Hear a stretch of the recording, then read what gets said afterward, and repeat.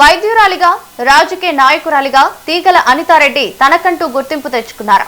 BRS ద్వారా రాజకీయాల్లోకి వచ్చిన ఆమె రంగారెడ్డి జిల్లా పరిషత్ మాజీ చైర్పర్సన్ గా పనిచేశారు. అనంతరం బీఆర్ఎస్ కు రాజీనామా చేశారు. ప్రస్తుతం కాంగ్రెస్ రాజకీయాల్లో అనితారెడ్డి పాత్ర ఏంటి? పార్టీ నుంచి ఆమెకు ఎలాంటి మద్దతు ఉంది? రానున్న రోజుల్లో ఎమ్మెల్సీ ఎన్నికల బరిలో నిలిచే ఆలోచన ఉందా? ఈ అంశాలపై మరింత సమాచారం తీగల అనితారెడ్డితో మా ప్రతినిధి Lahari face to face. Rangareddy జిల్లాలో బీఆర్ఎస్ పార్టీ నుంచి జెడ్పీ చైర్పర్సన్గా ఎన్నికయ్యారు. ఆ తర్వాత ఫిబ్రవరి 2024లో కాంగ్రెస్ పార్టీలో చేరారు. వారెవరో కాదు, తీగల అనితారెడ్డి.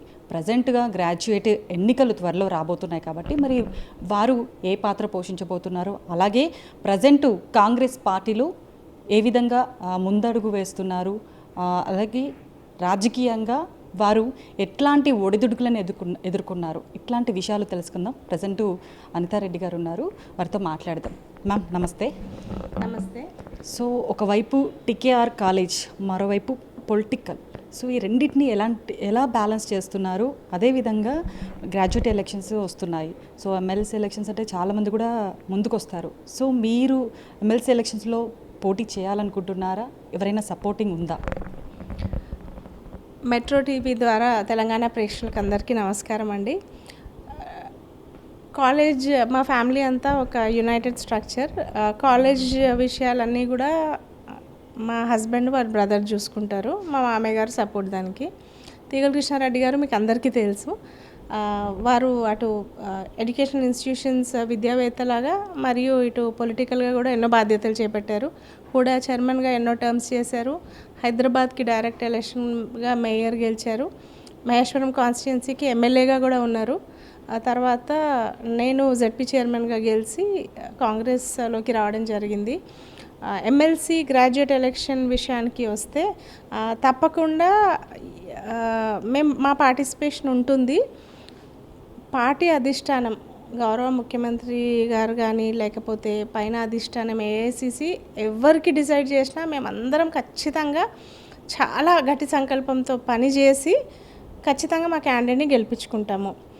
అది మినహా పర్సనల్గా మరి నాకేమన్నా ఛాన్స్ ఉంటుంది అంటే మా గౌరవ ముఖ్యమంత్రి గారి పైన మాకు ఎనలేని అభిమానం ఉంది. ఎందుకంటే ముఖ్యమంత్రి గారు ఒక నికాసైన మనిషి, చాలా అవైలబుల్గా ఉంటారు, ప్రజల్లో బాగా ఉంటారు, చాలా బహిరంగ సభలు కండక్ట్ చేస్తారు, చాలా విపరీతంగా కూడా ఒక సైడ్ పేద ప్రజలకి సంక్షేమానికి, ఇటు పార్టీ డెవలప్మెంట్కి అన్ని విధాలుగా అండగా ఉంటారు.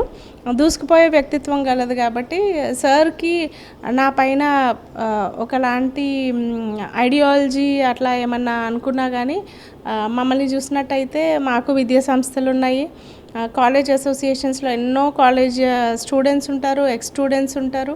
అలా కాకుండా నేను ఒక డాక్టర్ని. సో మా ఫ్రెటర్నిటీ మెడికల్ ఫీల్డ్ వాళ్ళని కూడా ఒక నెట్వర్క్ ఉంది. దానికి అంతకంటే కూడా పెద్దగా నేను జెడ్పీ చైర్మన్గా చేసినప్పుడు జిల్లాలో కూడా బాగా పర్యటించేదాన్ని.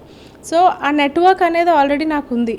సో అటు మా జెడ్పీటీసీలు అందరూ కూడా బాగా కోఆపరేటివ్గా ఉండేవాళ్ళు, ఇప్పటికీ మేము టచ్లో ఉంటాము.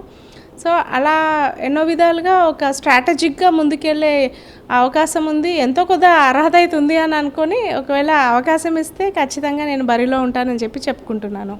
సో మ్యాక్సిమము మీరు అన్నట్టుగా టికేఆర్ కాలేజీకి ఒక అధిష్టాపకులుగా మీరు అందరూ కూడా ఉన్నారు.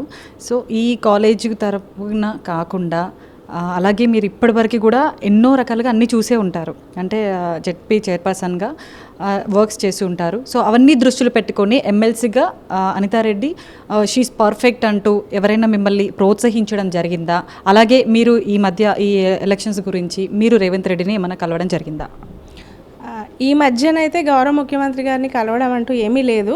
బట్ ఎక్కడి నుంచో కొన్ని సందేశాలు అయితే వచ్చినాయి, గ్రౌండ్ వర్క్ చేసుకుంటే మంచిది అని. ఎందుకంటే పార్టీ ఎలా ఉంటుందంటే కొంతమందికి అలా ఎవరైతే అర్హులు ఉన్నారనుకున్నా వాళ్ళకు మెసేజ్ పంపిస్తుంది, తర్వాత వాళ్ళ ఇంట్రెస్ట్ ఎంత ఉందా అన్నట్టు చూస్తారు కదా, ఆ విధంగా అంతవరకు అందులో ఉంది. కానీ ఏదైనా కానీ ఎలక్షన్కి అయితే మేము ప్రిపేర్డ్గా ఉన్నాము. అది నేను కాదు, క్యాండిడేట్ ఎవరు ఉన్నా కానీ అంత ఇంటెన్సిటీతో పనిచేస్తాం. మాకు ఏదైనా బాధ్యత తప్పగా చెప్తే దానికి ఇంకా మేము మినహాయించి ఎక్కడ కూడా కొంచెం 0.001% కూడా తక్కువ కాన్సన్ట్రేషన్ డెడికేషన్తో అయితే చేస్తామన్నట్టు ఏం లేదు. గట్టిగా చేస్తాం ఎవరికోసమైనా.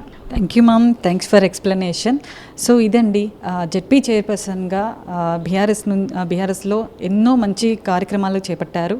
సో అదే పనులు కూడా ప్రజెంట్గా కంటిన్యూగా ప్రజలకు ఎన్నో అభివృద్ధి కార్యక్రమాలు కూడా చేస్తున్నారు. హెల్త్ క్యాంప్స్ కండక్ట్ చేస్తున్నారు. మంత్లీలో ప్రజలకు ఏది అయినా అవసరం వస్తే ఖచ్చితంగా వారికి తోడుగా ఉంటానంటూ కూడా అనితారెడ్డి గారు చెప్తున్నారు. అదేవిధంగా గ్రాడ్యుయేట్ ఎలక్షన్స్ త్వరలో రాబోతున్నాయి. సో ఈ ఎమ్మెల్సీ ఎలక్షన్స్లో వారు చేస్తున్నటువంటి ఈ కృషి, అలాగే ప్రజలకు చేస్తున్నటువంటి మేలు అభివృద్ధి కార్యక్రమాలు నిజంగా గవర్నమెంట్ దృష్టికి వెళ్తే వారు నిజంగా ఏదైనా పదవి ఇస్తే ఖచ్చితంగా నేనేంటనేది నేను నిరూపించుకుంటాను, ప్రజలకు ఏదైనా సరే మంచి చేస్తానంటూ కూడా తీగల అనితారెడ్డి అయితే చెప్తున్నారు. కెమెరా పర్సన్ జయకృష్ణతో లహరి, మెట్రో టీవీ, హైదరాబాద్.